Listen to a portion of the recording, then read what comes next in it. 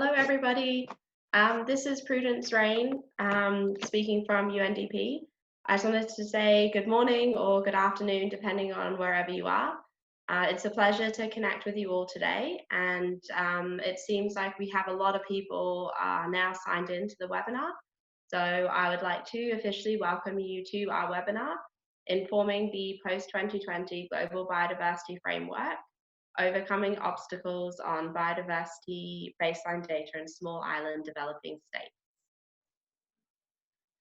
So as I said, my name is Prudence Rain, and I work at UNDP as a technical specialist for the 6 national reports to the Convention on Biological Diversity.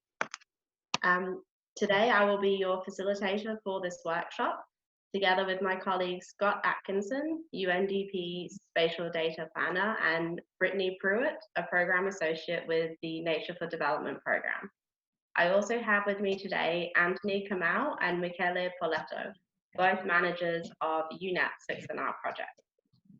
I want to first thank you again for being with us today. I know that the world is adapting to a new normal, which for many of us includes working from home and often dealing with a not so good internet connection. So we just want to say on behalf of our organizing team, thank you for being here, and we hope that you're all in good health and that your friends, families, and colleagues are also healthy and safe. Just before we begin with the webinar, I would just like to highlight a few things.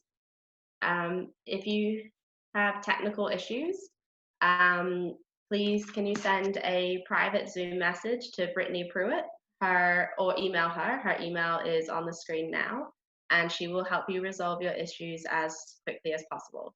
Please do not use the group chat for these messages, as it'll clog the system. Your microphones will all be muted during the presentations. This will help ensure that our speakers can be heard clearly. If you would like to ask a question, you have 2 options. You can type your question in the Zoom chat box, and we will collect these questions and address them during the Q&A sessions.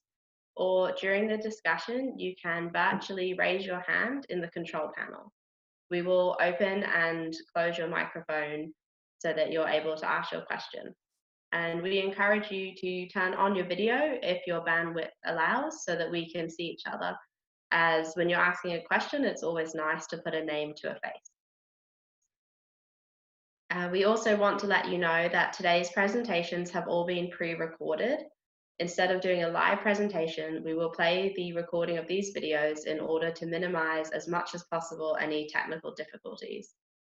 We will be uploading all the presenters' videos as well as the recording of today's video on the NBSAP YouTube channel, which is on your screen.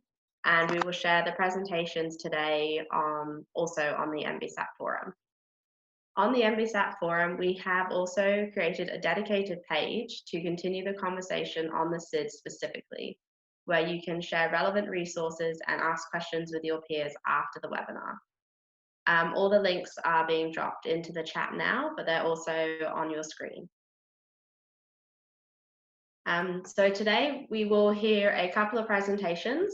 First, we will focus on the lessons learned from the 6th National Report Project. This presentation will be given by Marian Marigo, a UNDP technical specialist for the 6th National Report Project, and Diego Ochoa, a communication advisor for the same project. We will then hear from Annie Bernig, UNDP coordinator for the UN Biodiversity Lab, and Scott Atkinson, the UNDP spatial planner, on why and how spatial data is a powerful tool to help monitor and report on biodiversity and focus on the data sets available for the SIDS. We will then be hearing from Dr. Olidi Ahmed, professor at the University of Comoros, sharing Comoros' experience in preparing their 6NR for the country. Dr. Olidi is with us today and will be able to answer your questions after his presentation. And finally, we will hear from Lige Kai, Program Management Officer at CBD Secretariat, who will provide some insight on the preparation of the post-2020 Global Biodiversity Framework. And with that introduction over, I would like to turn to our first presentation.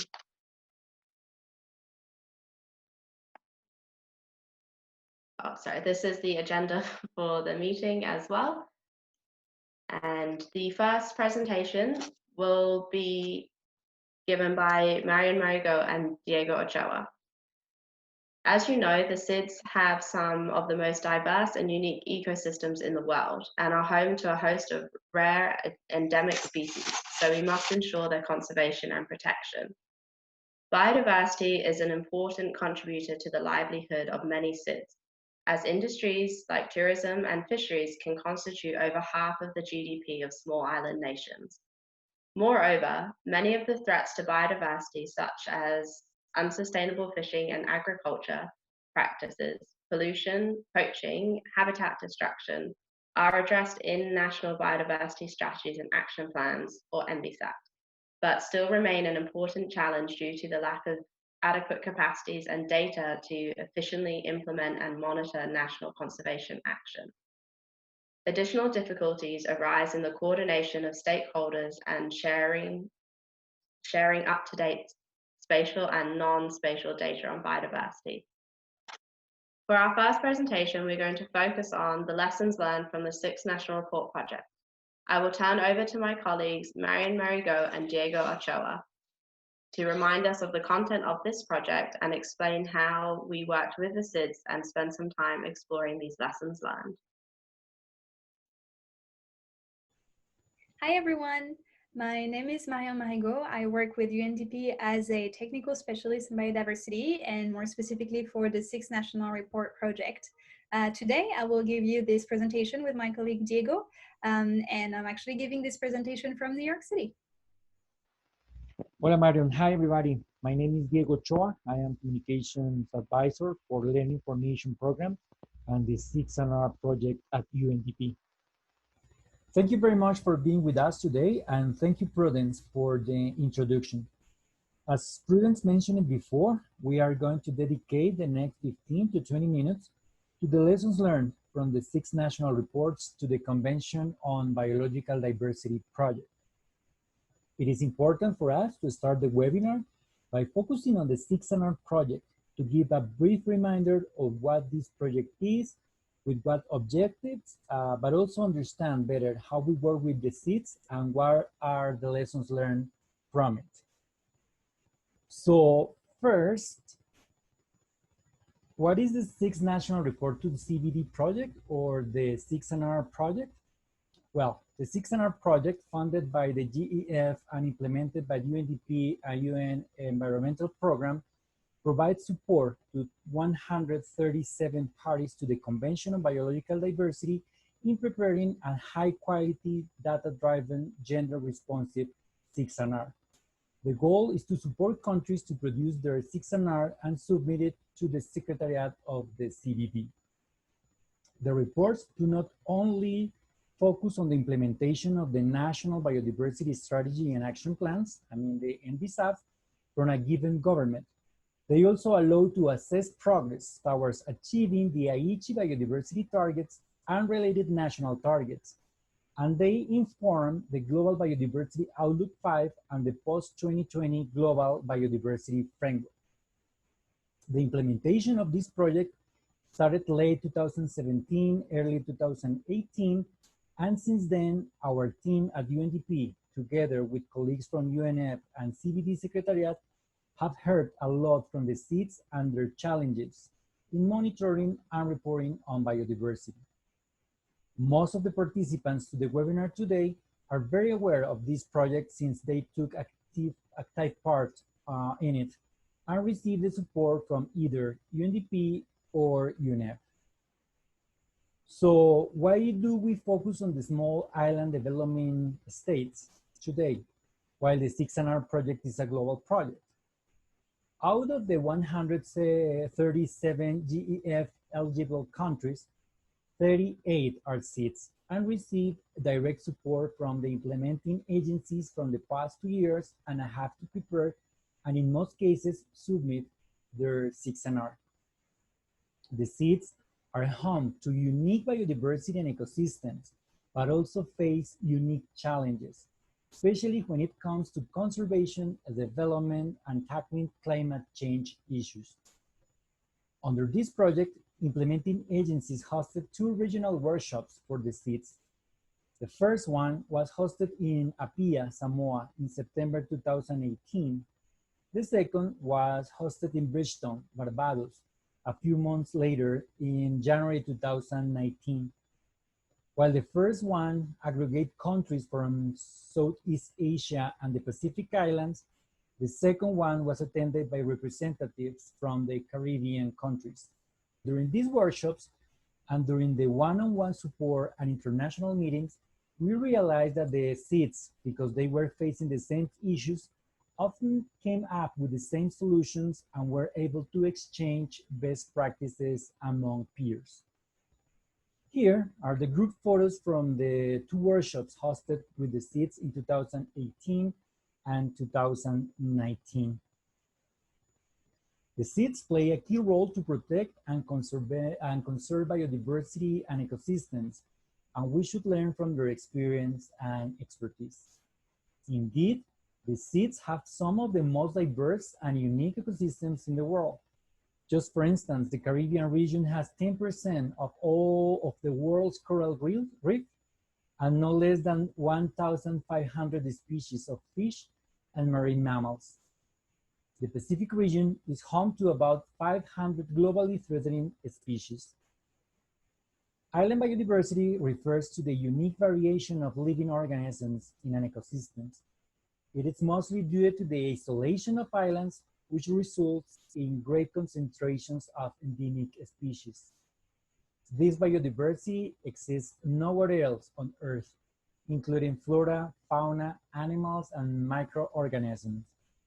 Islands, thought of as biodiversity hotspots, have been regarded as making the greatest contribution to global biodiversity proportional to their size, as they contain some of the richest reservoirs of plants and animals on Earth. I will give now the floor to Marion. Thank you very much. Thank you, Diego, for that introduction for the 6NR project and explaining why we're focusing on the SIDS. Indeed, biodiversity is an important contributor to the livelihoods in many SIDS, and the SIDS are the illustration of the interconnectivity between nature and human development. While recognizing unique species and ecosystems are found in the SIDS, it's important to reflect on the difficulties brought up by the SIDS themselves. Indeed, not only are the SIDS affected by economic and development difficulties similar to what other countries may know, they also have their own particular characteristic that lead to specific vulnerabilities and difficulties, including their small size, the remoteness, the narrow resource and export base, the exposure to global environmental challenges and external economic shocks, as well as the impact of climate change and more intense and more frequent natural disaster.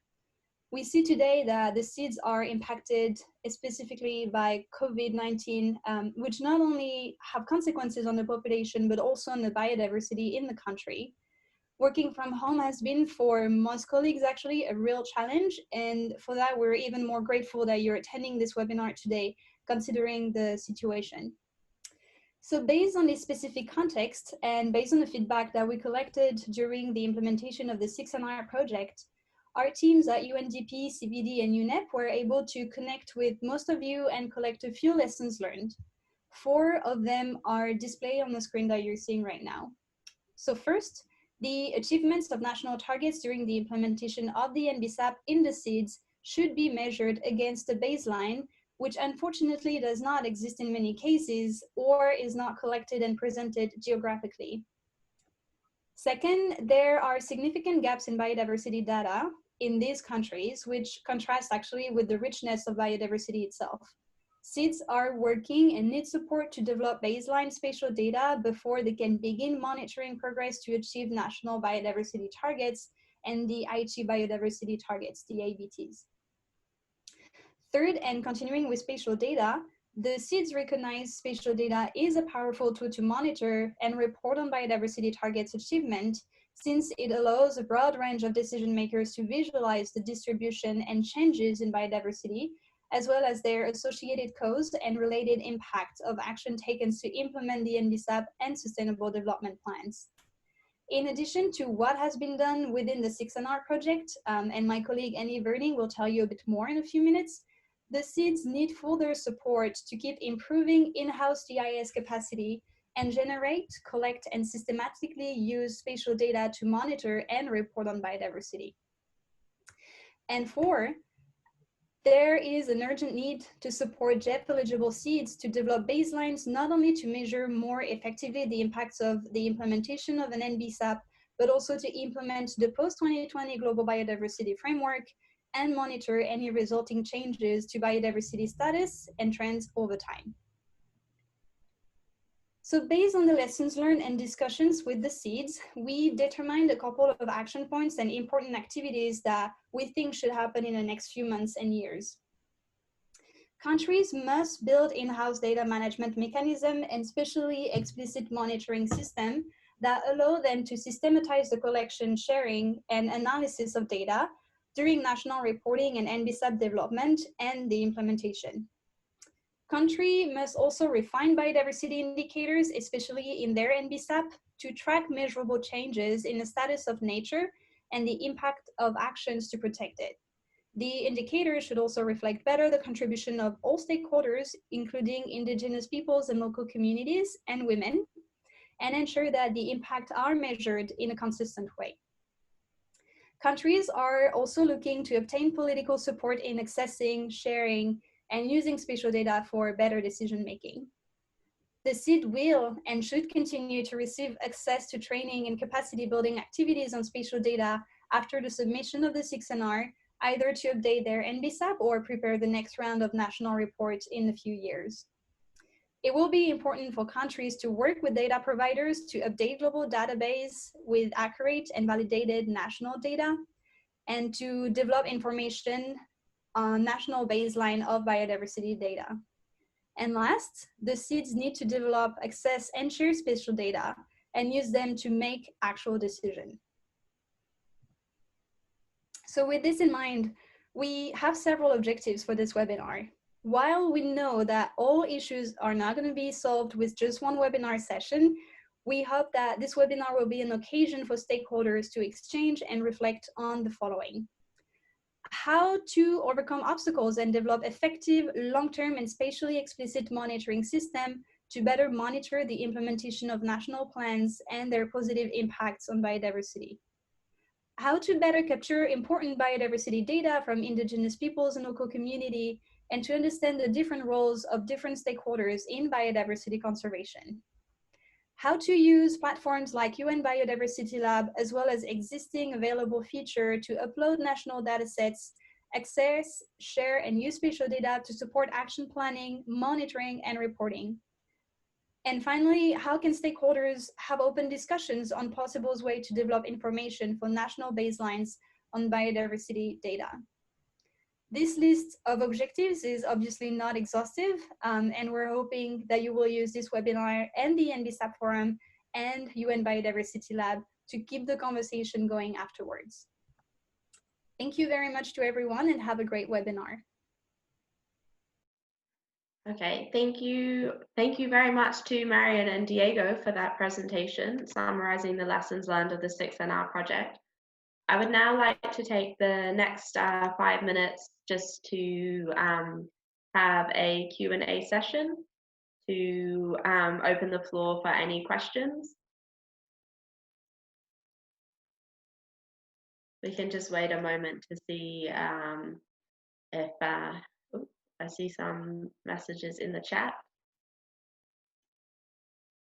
Okay, so one of the first questions we have, I see from Imogen in the Cook Islands, that some of the case studies do not relate directly to the SIDS, for example, the big river basins.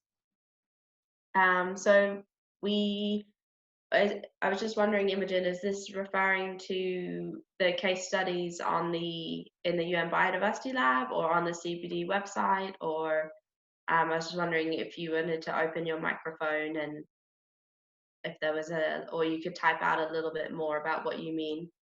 Sure, I'm happy to speak. When I read the information about the seminar, and it stated there were these 6 case studies that would be looking at, and I thought, well, already I think there are at least 2 of them. I couldn't see how they could relate to SIDS. The big, well, there was the Great Lakes in North America, and I think there's a river basin in Asia. You know, most of us are so small, would probably fit into, you know, nothing like. It just doesn't seem very relevant. So then I was pleased to have the presentation which set out the objectives. And I'd read another article recently which said that like marine spatial planning, we've started, we had a half-day seminar on that earlier this year because we have this big marine park. But it's still a bit fuzzy about what we're going to do, mostly mapping as far as I can figure out. Okay, well, thank you, Imogen, for your question. I understand. So what we have a lot of case studies that have been prepared throughout the 6 National Report project, and that does cover all 64 countries that UNDP is supporting, as well as all the countries that UNEP is supporting. So I think maybe whilst not every case study is relevant to the SIDS, they will be relevant to one of the countries that we're supporting. So that's also why we wanted to have this webinar today, just to focus specifically on spatial data for the SIDS. And you'll find that in the spatial data presentation, all the case studies and examples will be directly related to the SIDS that are supported either by UNDP or UNEP in this project. Okay, I'm just going through the chat now to pull up some more questions. Please feel free to type them in to the chat box and we can read them aloud. Okay, so I see there's a question from Vanuatu. Unfortunately, we are all aware that Vanuatu was directly hit by two Category 5 cyclones this year. I'm sure you saw that, everyone saw that on the news. We saw just the images coming out from Vanuatu and the destruction that caused, whilst in the same year that Vanuatu is scheduled for LDC graduation this year. Therefore, the question being asked is, how will the LDC status change impact Vanuatu's access to funding support? Well, when countries do change their status, it does affect the types and the amounts of funding that the countries are able to access in specific relation to the 6th National Report or any future 7th, 8th National Reports. I think that impact is still will be determined in the next COP meeting when the parties meet to discuss the next national reporting project. Unfortunately, I don't know all the specific details on, for example, of GEF or GCF Adaptation Fund. They'll all have their own rules and definitions on how that will change. So unfortunately, I can't provide any specifics on that right now for you. I see that we have another question here as well, which focuses on the present lack of data and baselines, which is directly linked to the capacity of facilities such as Herbaria to conduct surveys. So the question coming out today is, what can be done to support this basic need? So one of the things that the National Report Project identifies is the achievement of a country's national target, achievement and progress towards a country's national conservation and biodiversity targets. So the idea is that, for example, with future projects or future funding, it would be great to see countries going back to the 6th National Report as a resource to have all of these issues already identified. And that way, if you when future projects are being developed, then countries already know, for example, where the capacity gaps are within each thematic area, and then that can be looped in to develop project proposals. It can be used if this sort of information is, what donors would want to see and hear about what's going on the national level.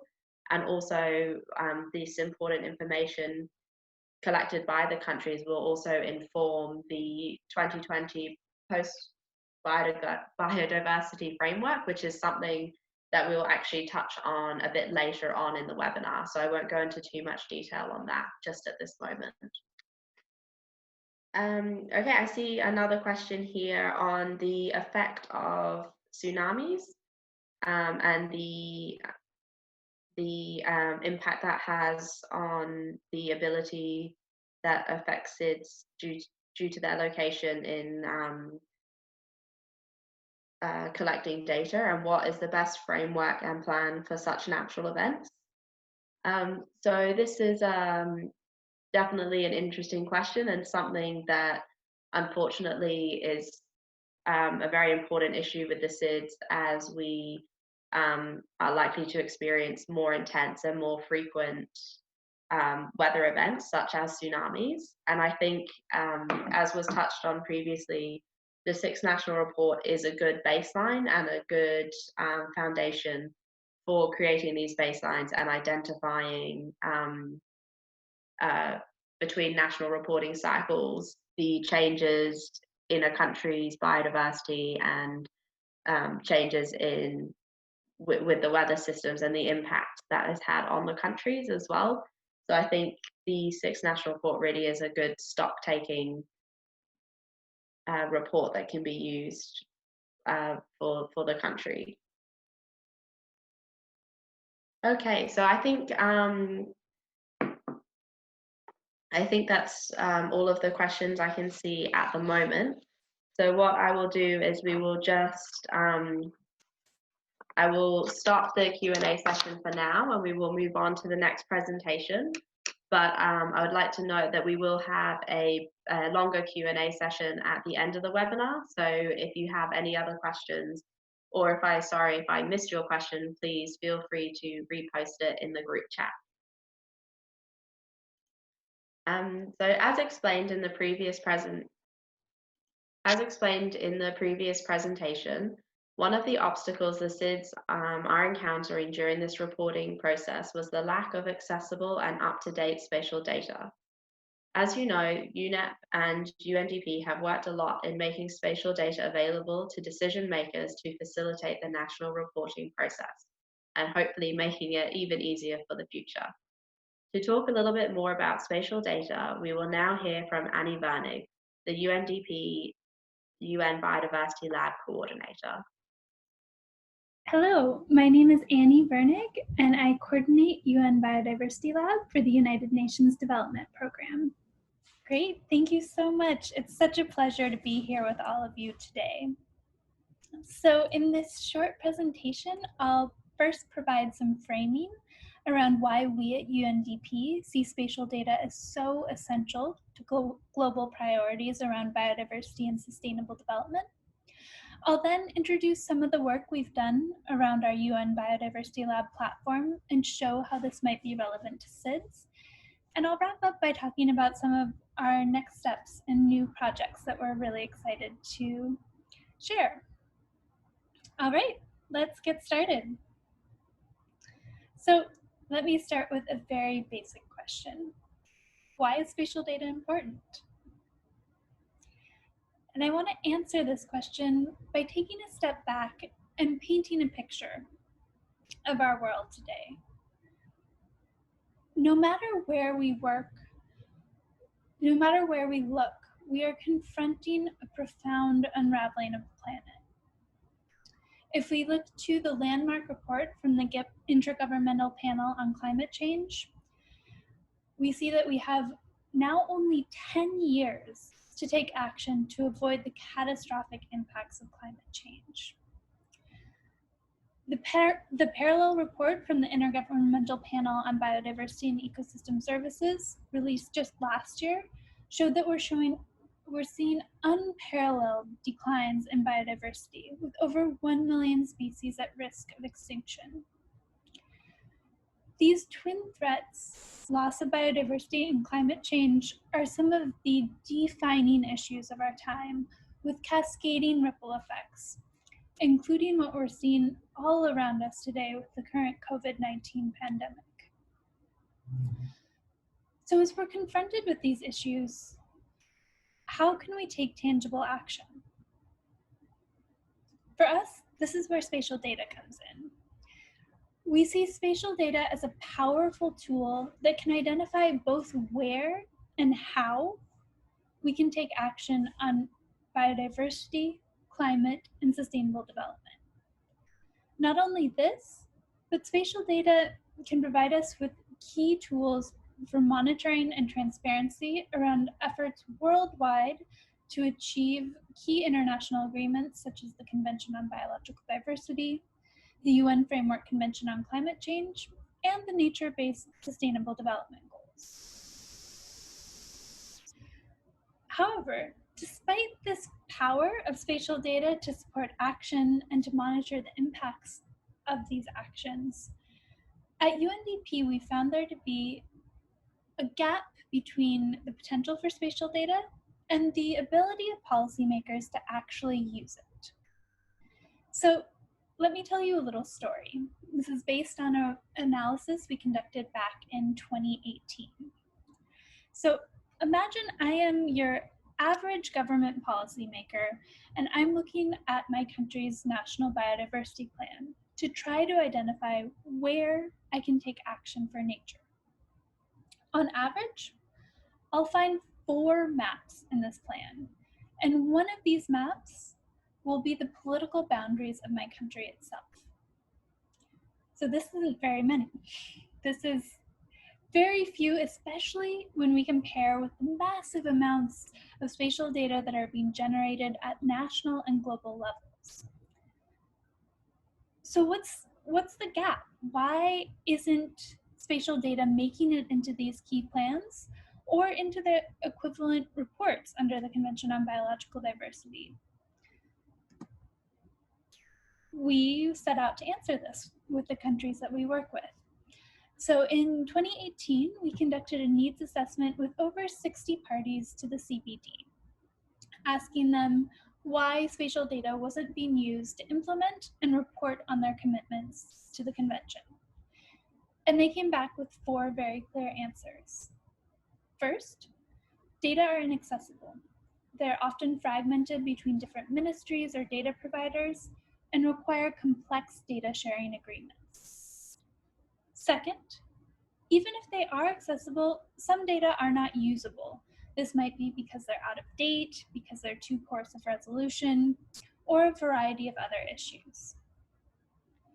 Third, accessible, usable data may not be nationally validated. And this is incredibly important for some of the governments we work with. In order to be used for government purposes, data must be officially validated for use. It could be the best data set in the world. If it hasn't gone through this process, it cannot be used by government. And finally, the 4th obstacle was that even for data that are accessible, usable, and validated, many governments lack the capacity to be able to access, analyze, and use the data in meaningful ways to meet their priorities. So what we found here was really a gap between the potential for spatial data to be used and the capacity of policymakers to actually use it. So I want to take a moment here and use one of these cool Zoom features to launch a poll. So you should see this popping up on your screen.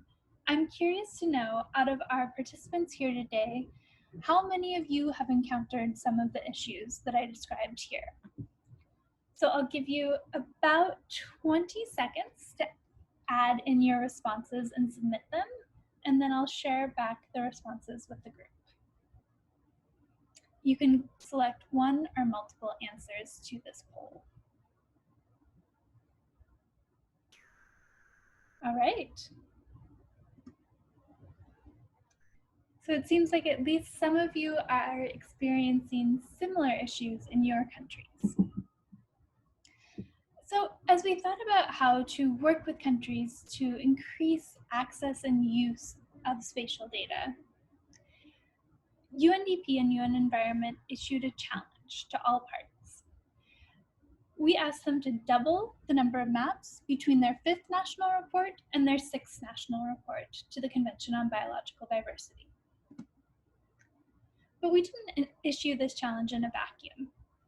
We've launched a wide range of capacity building activities and our flagship spatial data platform, UN Biodiversity Lab. So for most of the remainder of this presentation, I'll give you a quick overview of the functionalities available through UN Biodiversity Lab and talk about how this could be useful for small island developing states. All right, so simple question. What is UN Biodiversity Lab? We created this free open source platform in 2018 specifically to support policymakers around their commitments to the CBD. The platform provides over 115 global spatial data layers to the governments we work with, and the ability to access them without any GIS expertise. Over the past 2 years, we've grown a deep policy-relevant user base with over 300 policymakers active from 61 countries. We also want to use the platform as a way to make spatial data widely accessible to diverse stakeholders, and we've had over 35,000 views of the public site. Moving forward, we're really interested to hear how we can support different user groups and meet their needs. So please send us your feedback and your questions about the platform. All right. So final question, what sets us apart? I'm sure many of you are aware of many different amazing spatial data platforms that are out there, whether it's Resource Watch, Global Forest Watch, World Environmental Situation Room, or many others. We see 4 key areas that set us apart with UN Biodiversity Lab. The first is that through our work to support countries specifically around their commitments to the CBD, we have unique political mandate and relevancy. Second, UNDP and UN Environment's connections provide access to users in diverse countries around the world. Third, we offer private national workspaces to support contextual conservation action. I'll talk a little bit more about this on the next slide. And finally, through these workspaces, we offer a way to engage relevant stakeholders to better share and use data. So I'm going to quickly run you through 5 key features of UN Biodiversity Lab and highlight a few aspects that are particularly relevant for SIDS. So first, through the platform, you can access 116 of the world's best data layers on biodiversity, protected areas, and sustainable development. Now we know that many global data layers are not great for SIDS. They're not high enough resolution, there are issues with cloud cover. However, our spatial data expert, Scott Atkinson, has worked with numerous SIDS to support them in the preparation of their 6th national report. Up next, he'll share a little bit about the key global data layers that might be most useful to all of you in your work. Second, through the platform, we provide priority access to new NASA data produced on forest cover. This is for a range of countries with tropical forests and include a few SIDS, so we encourage you to check this out. Third, and this really gets to the heart of the site, we offer private national workspaces where countries can upload their national data, invite collaborators, and visualize it in combination with relevant global data. We know for many SIDS that you have high quality national and regional data and see these private projects as a key way to support you to collect this data and engage with relevant stakeholders in your country in order to compile a database of relevant spatial data for biodiversity action, monitoring, and reporting. Fourth, through using the site, you can conduct basic analyses and create beautiful maps. And fifth, you can use our story maps feature to be able to communicate your conservation successes to diverse user groups. All right, so this was the speediest of speedy overviews. We encourage you to check out a technical training we recently did partnering with NASA ARSIT that dives much deeper into a lot of the issues that I have just covered today. So to wrap up, I just want to talk about what's coming next for us. So working with 5 pilot countries, we're using spatial data to help us identify what we call essential life support areas. These are locations that are essential for both biodiversity and human well-being. And we're working with some of the world's best scientists to help us identify where action can be taken, where nature-based actions can be taken to deliver across national priorities in these areas. On this slide, you can see our first essential life support area map for Costa Rica, which shows where action in the country to protect, manage, restore, and green urban spaces can deliver across 5 priority targets that they identified working with our team. We're continuing to roll out this project throughout the year, and so stay tuned for results from all of our different pilot countries about how they're taking action around their essential life support areas. So with that, I will say thank you and turn it back over to you. Okay, thank you very much, Annie, for this great presentation. Because there are a lot of presentations today, I will jump directly onto the next presentation, which will be given by Scott Atkinson on the available data sets for the SIDS. After that, we will have a time for a joint spatial data Q&A session. But in the meantime, please feel free to type your questions to Annie in the chat so that we can answer them as best as possible. Continuing on the question of spatial data, we understand that one of the biggest challenges for the SIDS is that spatial data at the global level are not updated or validated at a high enough spatial or temporal resolution, or are simply inaccurate. I want to turn over to Scott Atkinson, UNDP's Spatial Data Planner for the 6th National Report Project. All right, hello everybody. My name is Scott Atkinson, and I'm the Spatial Planner to the 6th National Report with the UN Development Programme, and I'm also the Data Manager for the UN Biodiversity Lab platform. I'm in lovely Brisbane, Australia here today, and we're going to have a quick presentation about data that exists on the UN Biodiversity Lab that relates to small island developing states. In this presentation, we're just going to talk about the UN Biodiversity Lab data that's available for small island developing states. I'm gonna break it down in the main issues involving SIDS and geospatial data into 2 categories. There are probably many more, and these 2 categories are rather coarse, but for simplicity, I'm just gonna stick with these for now. So I'm gonna look at these as both a lack of data coverage, as well as issues surrounding the spatial resolution of data itself. First is lack of coverage. Even where there's very high resolution data, there's often gaps in that coverage that occur across the world. In one particular area where this occurs quite readily is often in the Pacific. I'm showing an example of data here. This is actually the global forest cover data. Some of you might be familiar with the Hansen data set. And I'm looking at 2 countries that are actually relatively close to each other, neighbors within the Central Pacific. Here on the left, we have Fiji. Fiji is showing a very, very good cover from the global forest cover data. Just a reminder, this data does have a 30-meter resolution globally. Well, Samoa, which is just on the other side of the antimeridian, or the international dateline, doesn't have any coverage. Similarly, many other islands in the Pacific that are just to the east of the 180-degree meridian just don't have global forest cover data at all. It's really only until you get to Hawaii that you again have global forest cover data in this region. So if you notice, you look at Fiji and you see there's coverage of not just the main islands of Viti and Vanuatu, but also some of the smaller islands, Levuka and Kadavu, for example.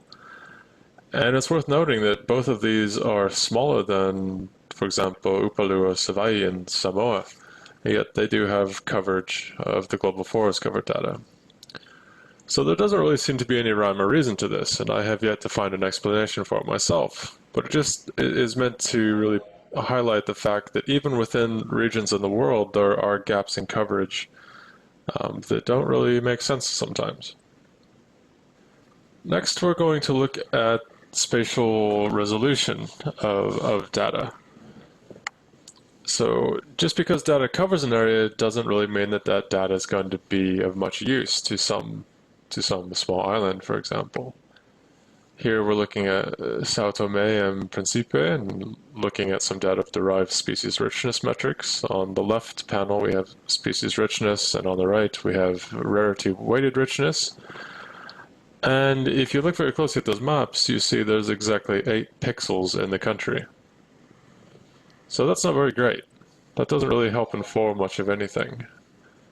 You can see obviously rarity weighted richness has a much deeper red, which indicates that those cells are actually quite important.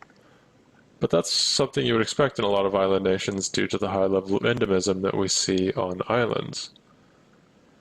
So while this data is derived from the IUCN, and there is some currently active work on producing data sets that are higher resolution aggregates of this. Currently on UN Biodiversity Lab, the data we have is quite coarse, although I will again note that there is some works coming in the pipeline that we hope to have available soon that should drastically reduce this. And again, as well, looking at spatial data resolution and noting again, just because data covers an area doesn't mean it's necessarily going to be of much use in a SIDS nation. We can also look sometimes at how poorly the data actually matches shorelines. So on some small islands, these mapping errors can lead to quite significant errors when calculating areas of features, as well as the intersection of these features with, for example, protected area boundaries. Protected area boundaries are often legally defined, so they're generally very high resolution. But they don't necessarily then talk well with other data sets, for example, ecoregions, or sometimes even KBAs. And it's important to note that sometimes these data sets that aren't very well aligned with actual shorelines of small countries are sometimes used in official reporting to international agreements. So in the slide you see, in the map you see, this is looking at Cabo Verde, and we are looking at the ecoregions data. And if you look close enough, you can see that there's 2 issues. First of all, there really isn't fine enough resolution in the ecoregions data to probably do justice to the types of habitats that exist, or the types of environments that exist in the islands. And you can kind of see that in the fact that there's really only one ecoregion in the entire country. And similarly, if you look at the polygons of those islands, you can see that there's significant shoreline errors. As I'd mentioned, that can lead to significant errors in geospatial analyses.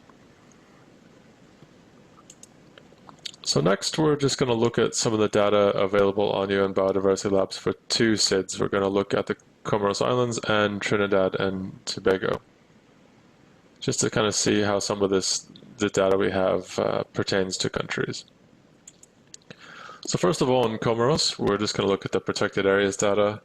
This is coming from the World Database on Protected Areas, and as I just mentioned, this is the legally defined boundaries of protected areas in the country. So this is provided by the government to the WDPA, and so these are generally fairly high quality polygon data sets that are provided. So this is pretty much as good as it generally gets in terms of protected areas. And because these are polygons, they're as high resolution as they are mapped. If we go on to some other data sets, we can look at species richness. So, for example, in the map you see here, the yellow to dark red hues are terrestrial threatened species richness, and those that are in the blues to purples are marine species richness, coming from the AquaMaps database. And the things that stand out are that in both cases, the resolution of the data, particularly relative to the size of the islands, is really quite coarse. And so we might ask ourselves, is this at all helpful? We can look at some of the islands here. We can see that there's, for example, 2 pixels that represent threatened species richness on the island, or 3 pixels, or 4 pixels. Is that really helpful? In the marine realm, the data is also even coarser, but that's generally to be expected in the marine realm, simply because the marine realm is a much more difficult realm to map, and there's a much more fluid motion. Not to make a horrible pun. So that's almost potentially to be expected. But we can still ask ourselves, are these actually helpful and for our purposes? And I'll make one note as well. We're looking at the threatened species richness, terrestrial threatened species richness. This data is coming from the IUCN, and there are some data sets at a much higher resolution that are currently in process of being made, but they're not yet available. So we do hope to have these available soon. Looking on next in the Comoros, we're looking at both ecoregions and marine ecoregions, and we can see that in the Comoros, the data is relatively precise. That means it doesn't have really the severe shoreline issues as I pointed out previously, but it still only includes single regions for both data sets. So we can again ask ourselves, is this really helpful? I guess my own perspective is it's not really all that useful, particularly on the terrestrial side of things.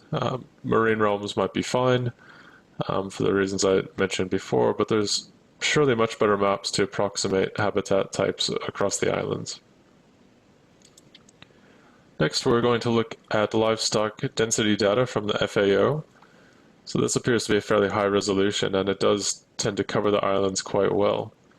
And while I'm not a specialist in agronomy or anything of that sort, I reckon it to be a fairly decent data set to use in lieu of any higher resolution national data that may or may not be available. And finally, in Comoros, we're going to look at the global forest cover data, which shows the forest cover as the percent of canopy cover, as well as I'm showing here the year of loss between 2000 and 2018. And we can see that the data covers the islands pretty completely. It's very well matched to the islands.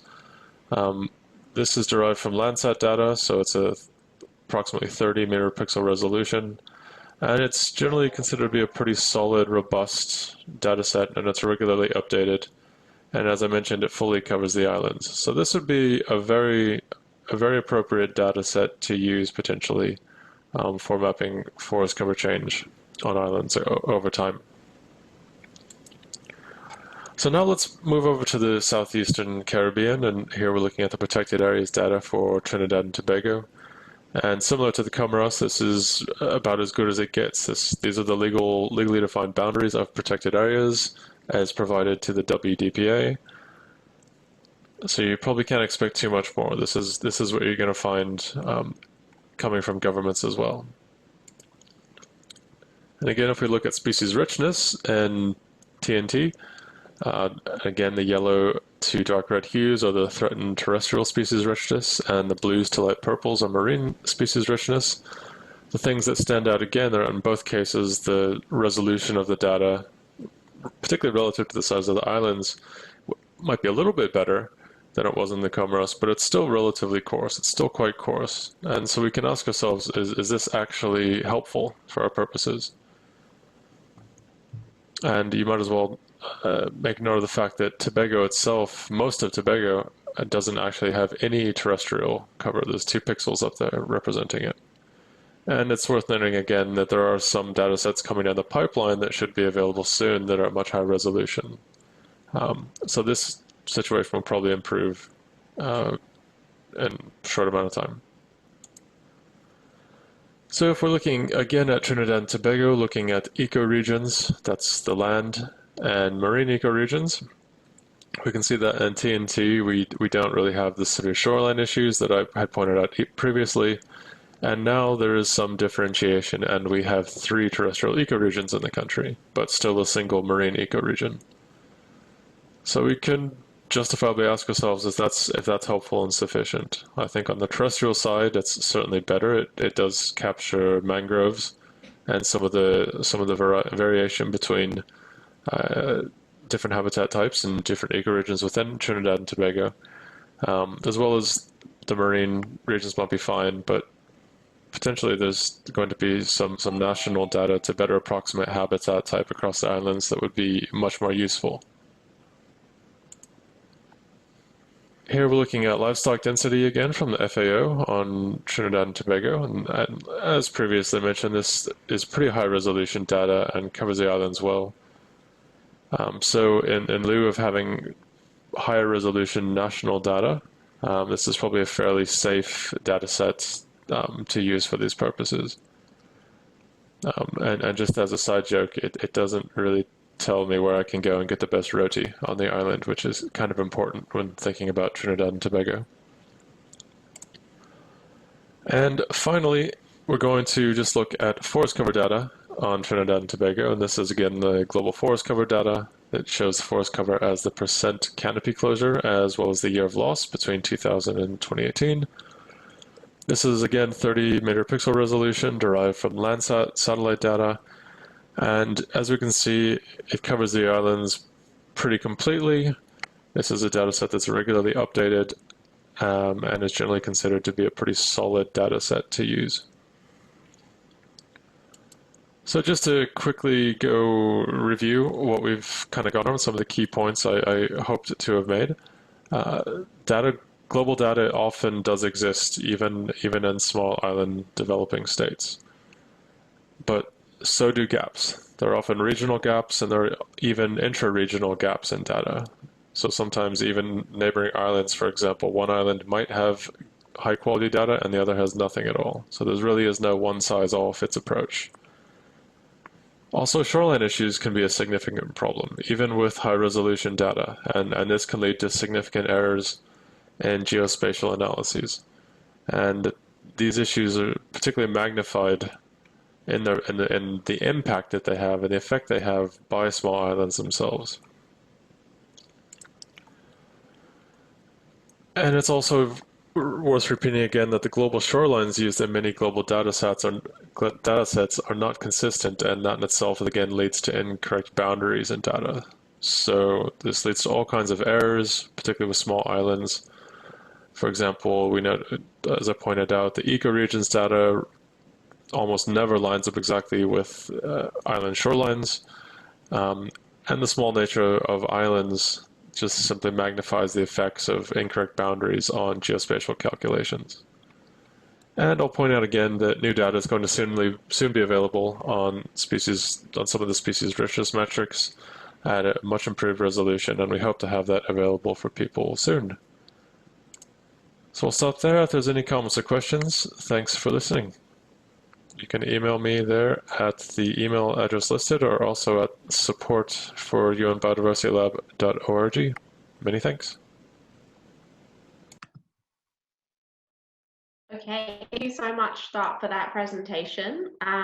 It was really interesting to hear the specifics about the available data sets for the SIDS. I would now like to open the floor for some questions from the participants. I noticed that a few had come through already, so I would like to start by reading those ones out for everybody. I noticed you have responded already to one, but I'll read it out for those who didn't see it. A question was asked on how often are the forest cover layers updated, and Scott has responded that they are done annually, so the data for 2019 is already out. I saw there was another question on the asking how many SIDS have been using the UN Biodiversity Lab. I do have that number, not off the top of my head, but I will share it with you. And I would like Scott can maybe explain in a little bit more detail, but each country on the UN Biodiversity Lab has their own national platform. So they might have a lot of their own data uploaded there, which when you're looking at the global layers from another country, you might not see the full detail that other countries have put in their national platform. So I don't know, Scott, if you would just like to explain quickly.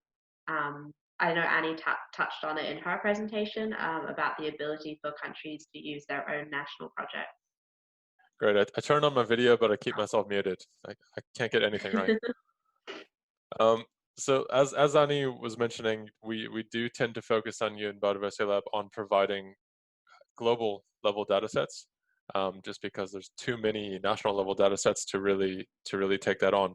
But we do provide places, national projects for users to upload their own data sets. So we could probably pull out the actual numbers of how many countries and how many SIDS in particular are using that. I don't have them off the top of my head, but from having spoken to some users, I know it's several at least. Great, thank you, Scott. And I noticed there was also some questions on how to better manage the updates of biodiversity hotspots. That came through in on the chat about involving data scientists and aggregating national data. That question came in from Georgia. Where are you writing from, Georgia? You can maybe put that into the chat if you could. So I guess there's several ways to think of that. If we're talking about aggregating them at the global level, then that's a different process. If we're aggregating them at the regional level, that is a separate process. There'd be different considerations for that. But if we're talking about identifying hotspots internally, even within small island nations, that's certainly possible if we have the right type of data and the right resolution of data. And I don't think it would necessarily involve too many data scientists. It's not a horribly difficult process to aggregate species occurrence data. Smaller islands are probably a little bit easier for that, simply because there aren't huge numbers of species. There's lots of interesting and very important endemics, but you don't typically have 5,000 or 10,000 species of birds that you might have in, say, Colombia, for example. So it's probably a manageable process, but it'll be interesting to know where you're writing that from. Certainly, we can chat about that more as well.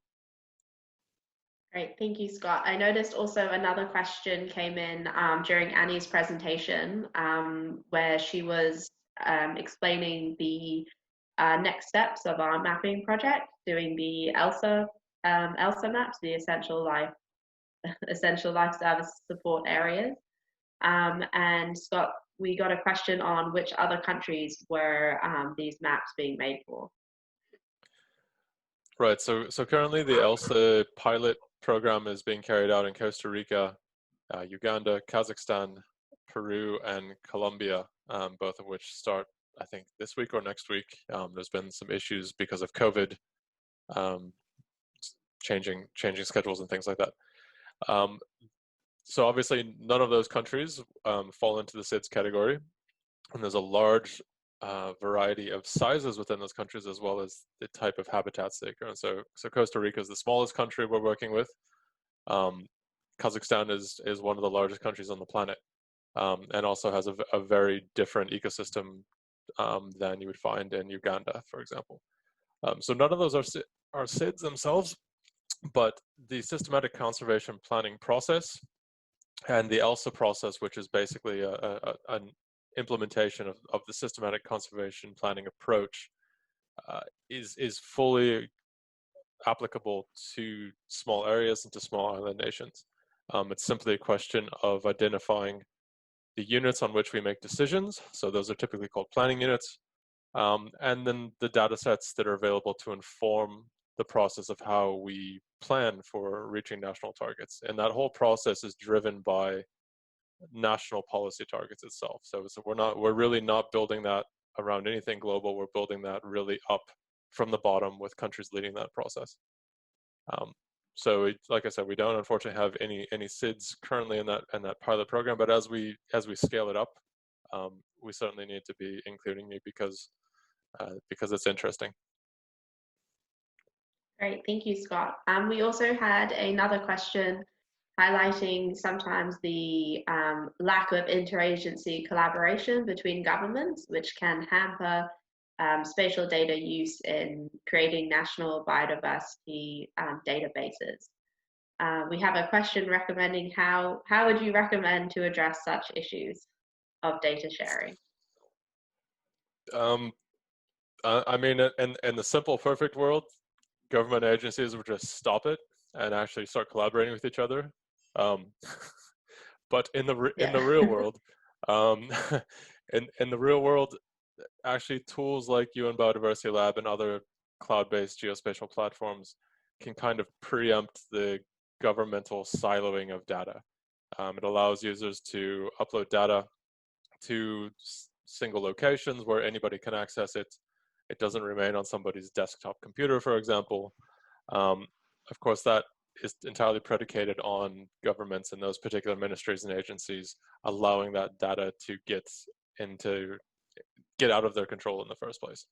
But sometimes potentially the biggest impediment to them doing that is seen from their eyes of just simply having to have the resources and the infrastructure in place.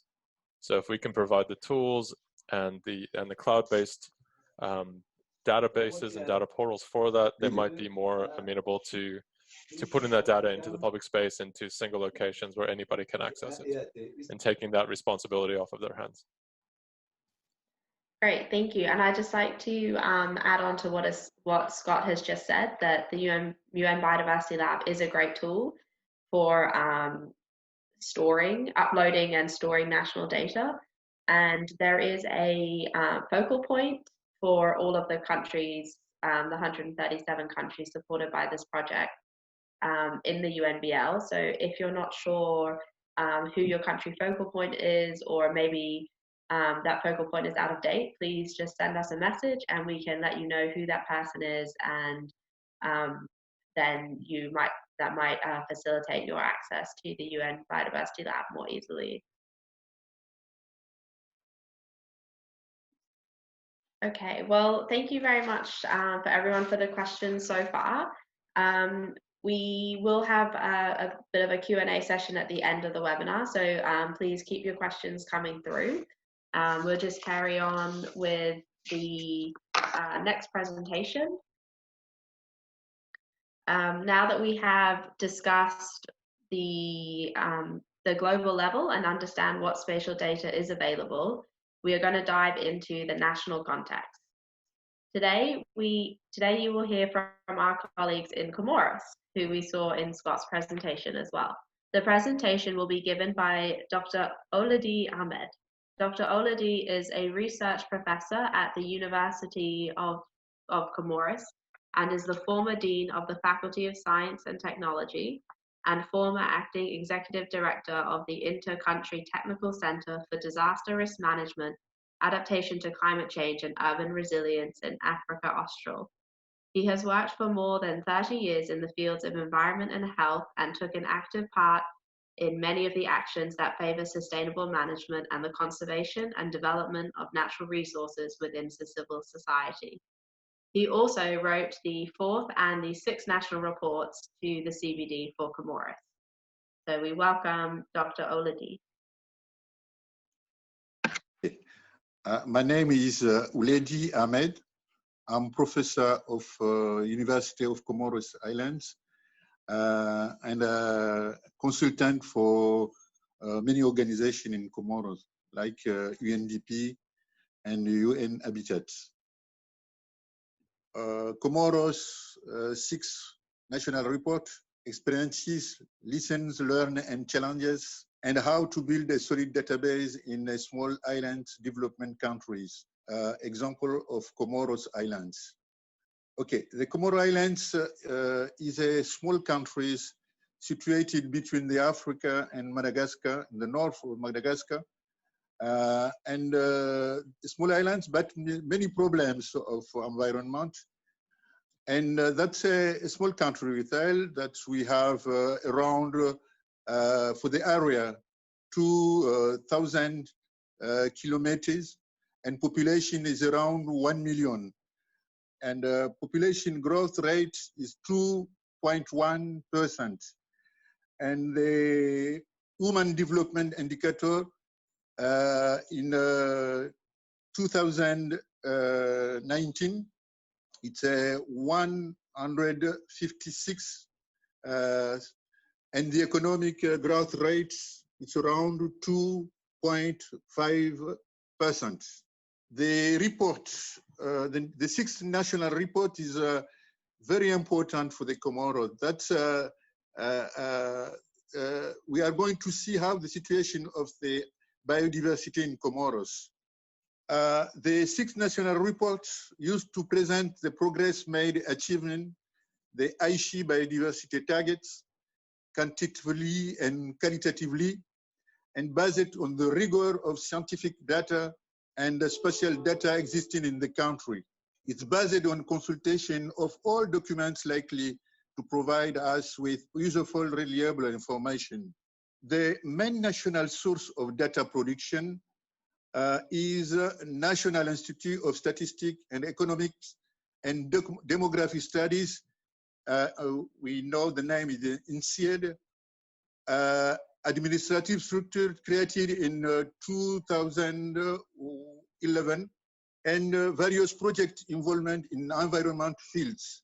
We find European Union, who founded in Global Climate Change Alliance, Watershed Project, Integrate Water Resource Management, and main international sources. In addition to national sources, other sources of data generated by international organizations have been used. IUCN Red List of Threatened Species, Key Biodiversity Areas, Important Bird Conservation and Biodiversity Areas, BirdLife International, the Global Invasive Species Database. And we use also map and data. Our sixth national report used the maps provided by UN Biodiversity Lab, as the locally produced map were not yet finalized in Comoros. Some example of UN Biodiversity Lab maps for Comoros. You see the different map for the situation of the biodiversity in Comoros. For the 4 islands, but we work in the 3 islands for independent countries also. Listen, learn, and challenges. The main element that we're lacking in the development of the 6th national report, lack of recent quantitative and scientific data. Many difficulties in identifying and assessing the effectiveness of the measure taken from the implementation of the NBSAP, taken from the for the period concerned by the 6th national report. Also, we have a lack of even the inexistence of the relevant data, which made the entire report preparation process difficult. Difficulties in collecting data. Data practicing despite working in the same ministry. Project work in isolation. Data production only during the life of the project. And also, we have a lack of a long-term team dedicated to data management, establishment of permanent institutional structure, data validation problem, collection, validation, management, need to have a dynamic database. The lessons learned and challenges, we have also lack of national mechanism for monitoring the implementation of the NBSAP. As in all the islands, there is the problem of the existence of structure to oversee the different database generated by the different projects. We have very little or no research carried out of its area at the level of universities and research centers.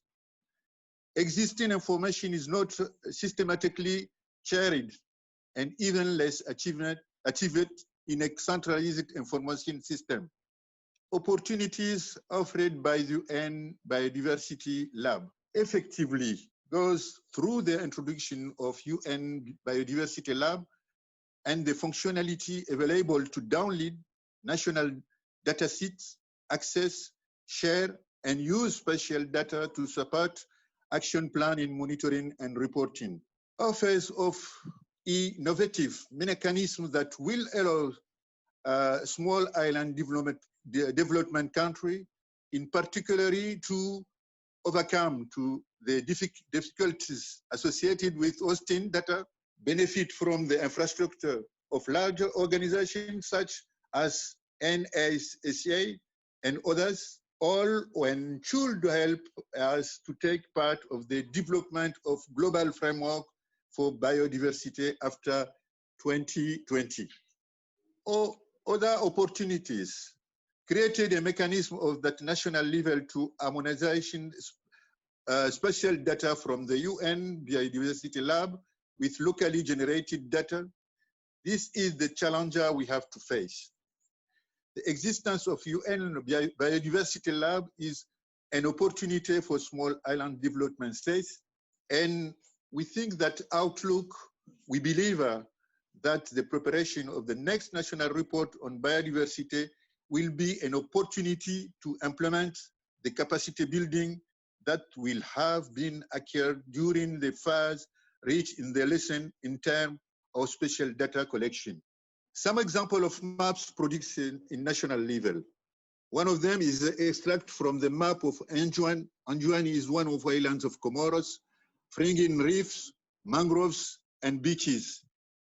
You have another example of digitalization of the seagrass phanegram areas in Mitsamiuli in the north of the Great Comoro, one also of the islands of Comoros, and extract from the map of geomorphological and coastal structure in Moeli, one of the islands of Comoros.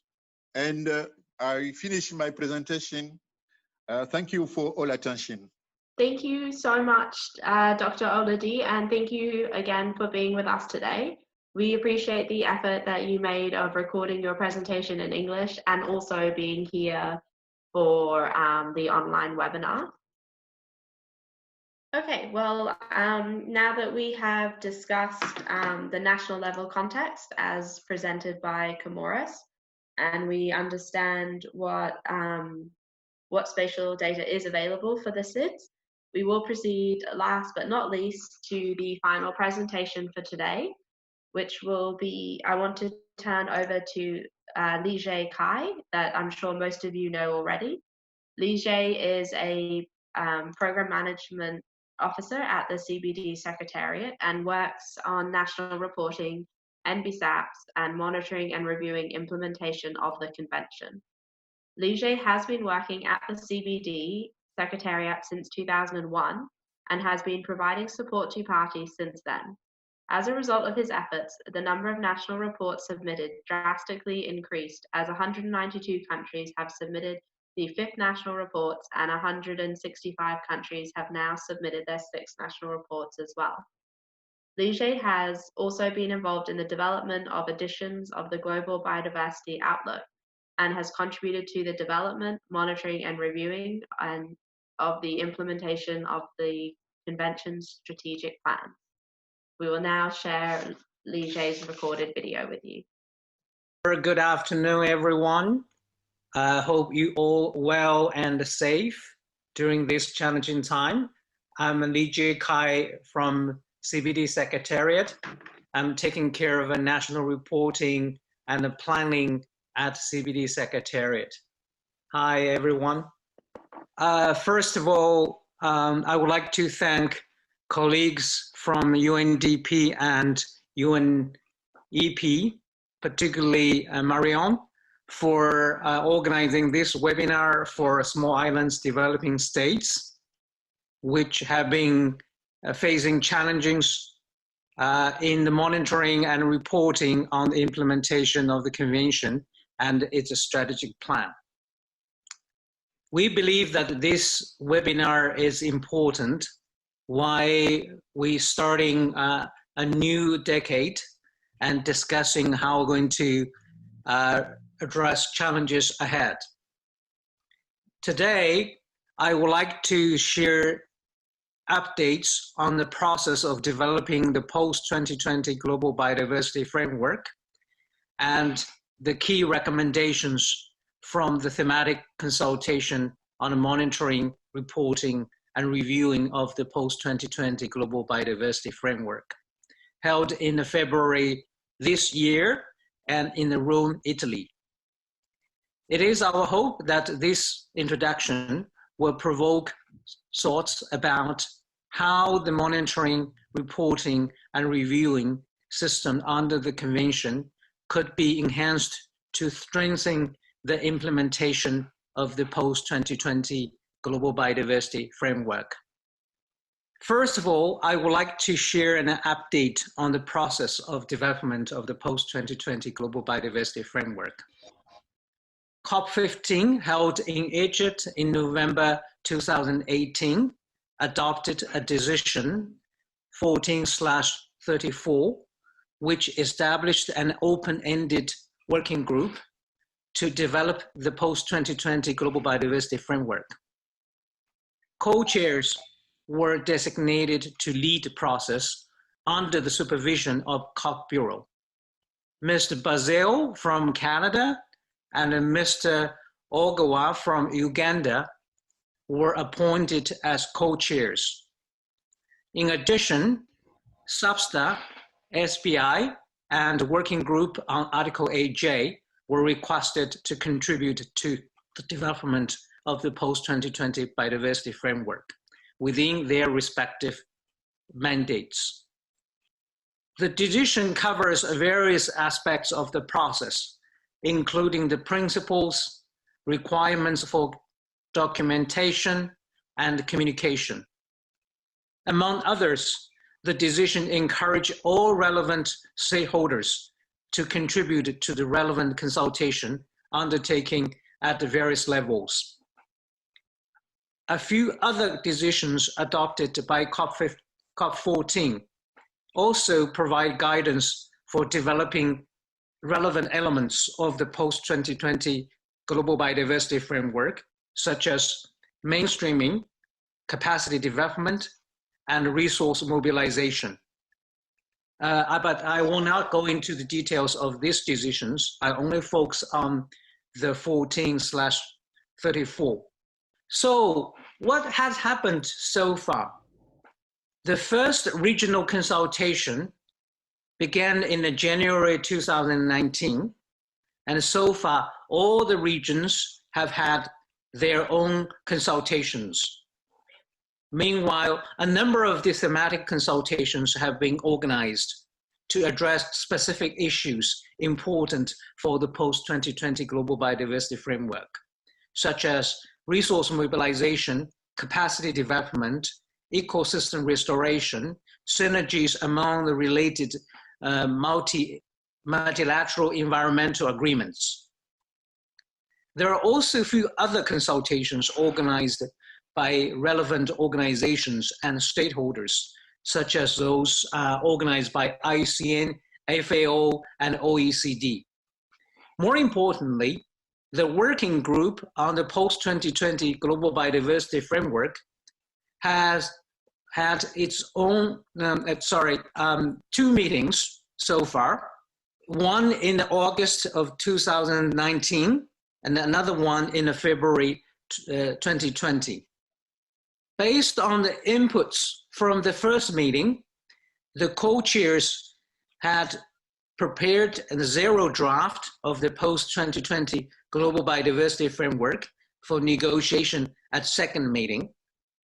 Based on the proposals and the views received from the second meeting, the co-chairs now are preparing the first draft of the framework and will present it for the further negotiation at third meeting, originally planned for July, but now probably will be postponed to the January or February of next year.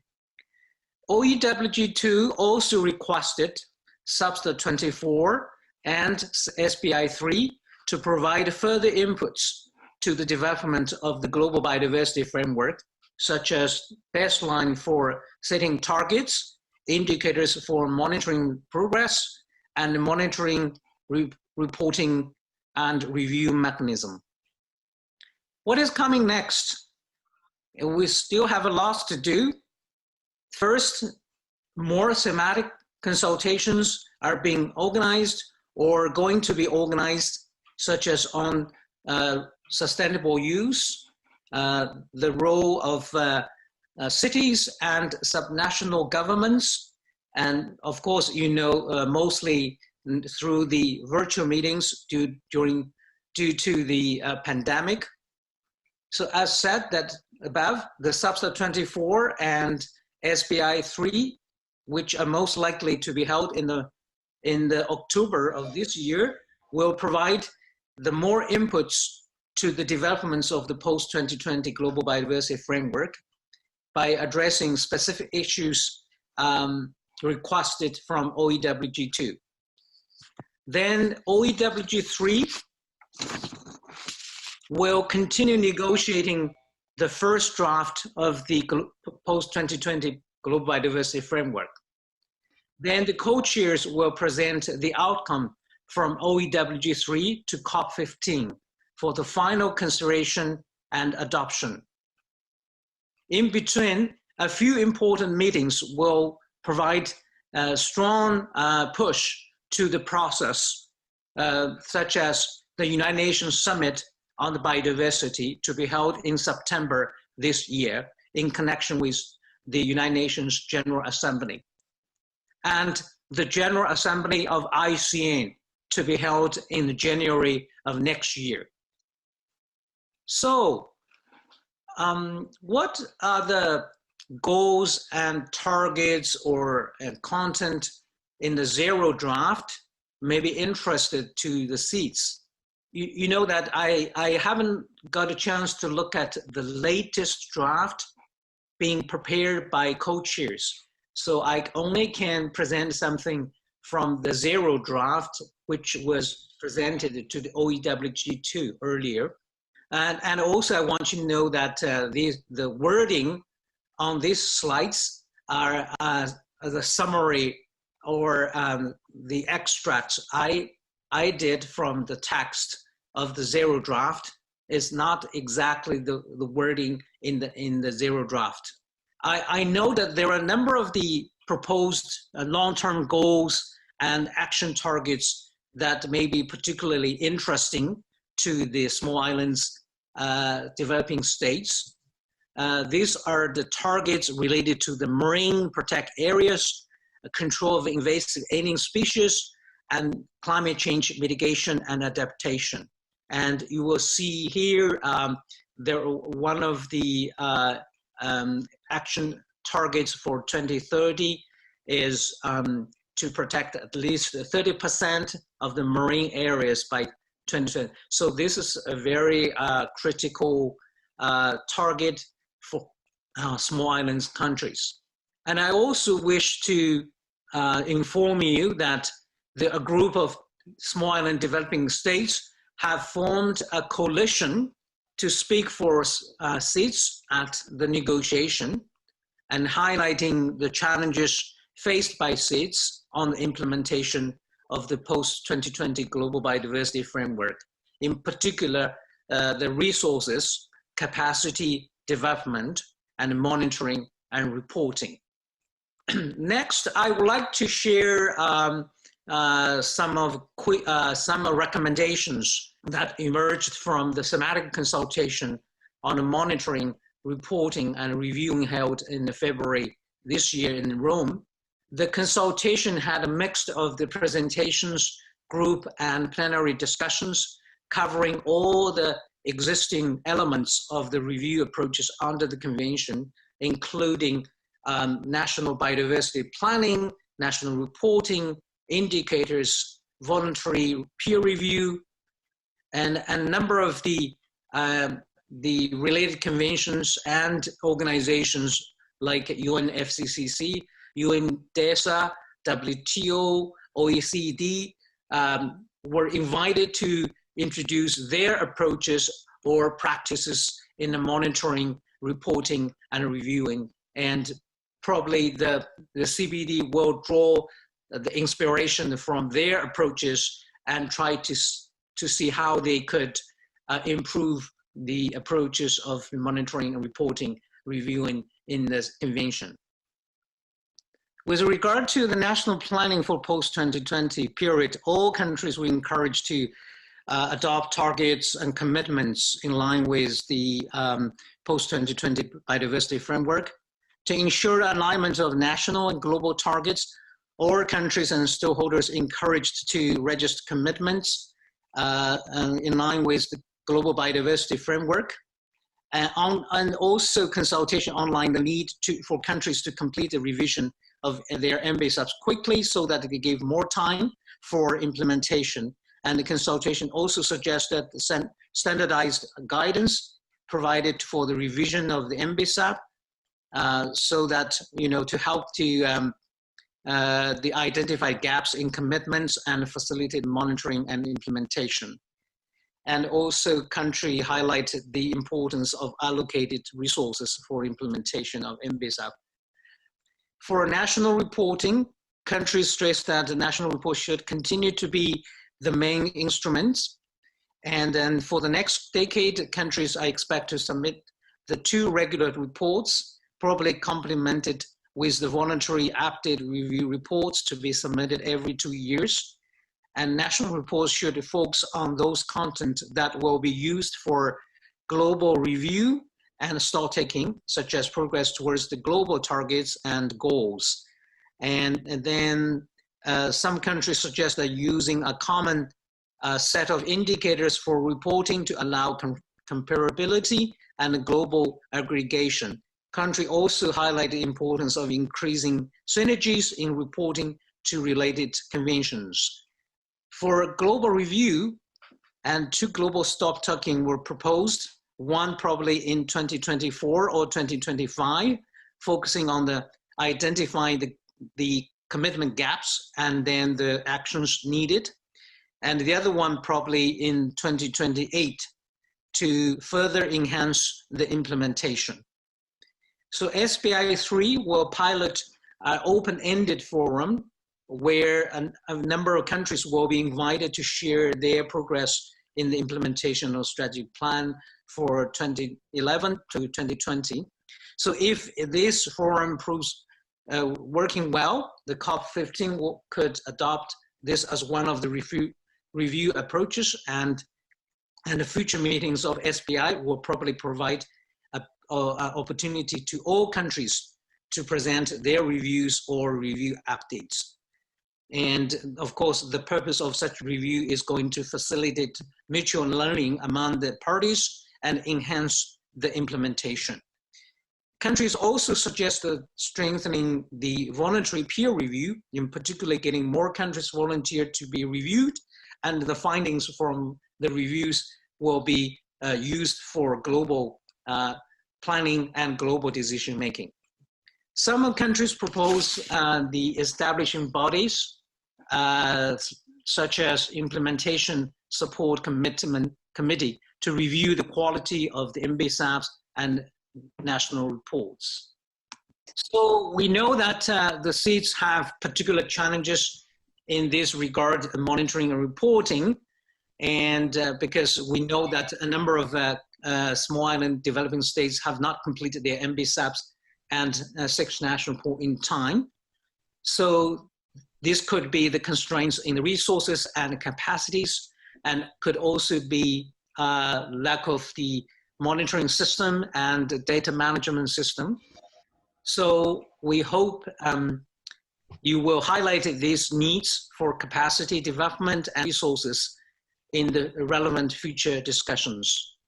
To let you know that the report of the thematic consultation held in Rome is available on the CBD website. And if you have time, you could look at the report, and some of detailed recommendations are there. And maybe you could look at them and think about how you're going to enhance this and make proposals and suggestions at future meeting to enhance the monitoring, reviewing, and reporting under the convention. That's all from me. Thank you so much for your kind attention. Thank you so much, Lige, for this presentation. Just to let everybody know that due to the time difference, Lige can't be with us right now because he is in Montreal. However, we encourage you to please write down your questions in the chat or raise your hand, and we can open your microphone for you to speak. And we will make sure that we collect all the questions that anyone has for Lige, and we will collect those so that he can send a group response. We also have a message from Lige that he would ask us to update you with the following information: that the Subster 24 and SBI have been postponed to November 2020. They will not be in October. I also noticed that there was a question in the chat about the zero draft. There is a link that was shown at the end of the presentation for access to that draft report, and we will be sharing this recording as well as all the presentations, so you'll be able to click on that link directly to get to the report.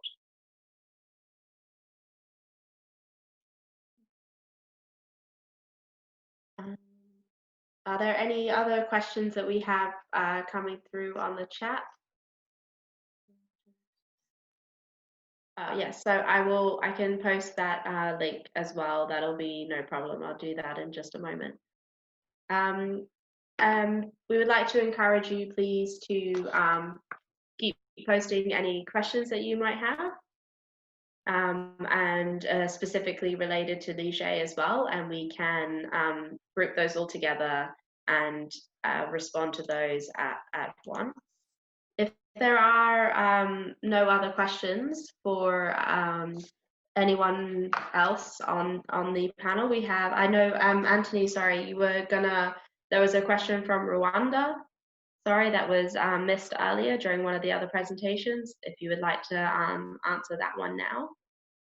Yes, and hello everyone. There was this question about from Elise relating to countries that have. I think you might be on mute. I can't hear you, Anthony. Good. There was a question from Elise relating to countries that have not submitted their national reports, and for one case was Rwanda, and how those countries would benefit from such discussions on lessons and sharing experiences from each other.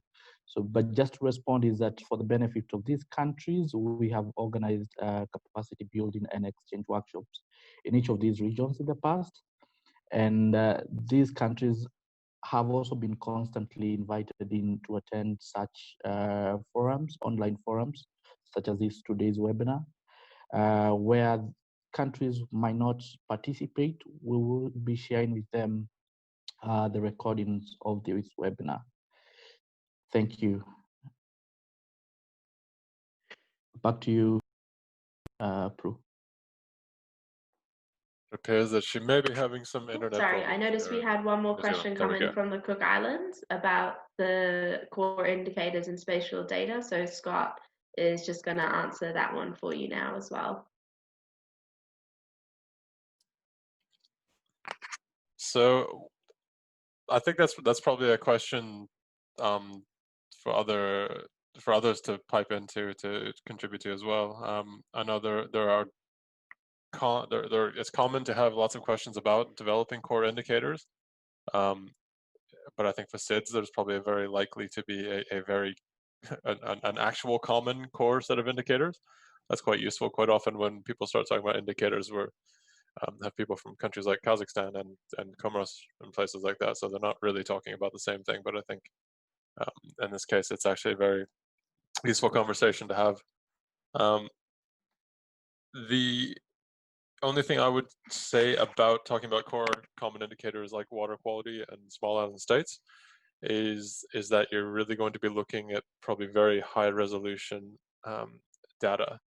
that's going to be required to address those types of indicators reasonably within those areas. So I don't know if that's the type of thing that your governments are collecting, if it's the type of thing that can be extrapolated outwards or more. I'm just reading your chat right now. Yeah, absolutely. If we're not reducing pollution, then yeah, we're and we keep trying to fix biodiversity without addressing the causes of the things that are affecting it, then we're not going to get very far. And there are some global data sets that do exist, and they're quite good, produced by the Halpern Lab at the University of California, Santa Barbara.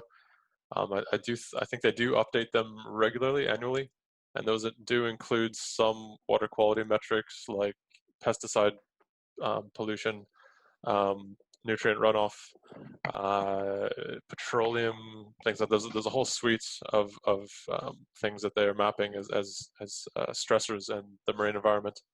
The only question there is that resolution again going to be high enough for use to inform any kind of reporting, and really in small island states. You could probably make the argument that something is better than nothing, but if you're not familiar with those, I would certainly check them out. We do have access to some of them on the UN Biodiversity Lab. Maybe that answers your question a little bit, Imogen. And you can all feel free to unmute yourselves as well if it's easier to not type. I personally hate typing. Okay, and thank you very much to everybody for asking their questions. If there's any questions that we have missed, we will go through the chat now and make sure to send a response to those who've been participating today. And with that, I would like to conclude this webinar. I would like to say again, thank you very much to all of you for joining us today. I would also like to say thank you to Scott Atkinson, Brittany Pewitt, Anthony Kamau, Michele Poletto for being with us today as well. I also want to thank Marian Marigo, Diego Ochoa, and Annie Vernig for their participation and pre-recorded presentation. Thank you also very much to Dr. Oladi for sharing his experience and lessons learned in Comoros. And lastly, I would like to also thank Lige Kai. If you have any questions, please feel free to email myself or my colleague Anthony at the email addresses that you should see on your screen. There we go. And I would also just like to remind you that all the presentations, as well as the webinar recording, will be posted on the MBSAP forum. I also would like to encourage you all to please continue the discussions on the topic dedicated to SIDS in this specific section on the MBSAP forum. From my colleague Brittany, will be dropping the link in the chat, but it is also here on the screen for you. We would also, we just wanted to say thank you again, and please don't hesitate to contact us if you have any further questions. And in the meantime, I'd like to say have a good afternoon or have a good evening. And we hope that you stay healthy and happy, and we hope to speak to you again soon. Thank you very much, everyone.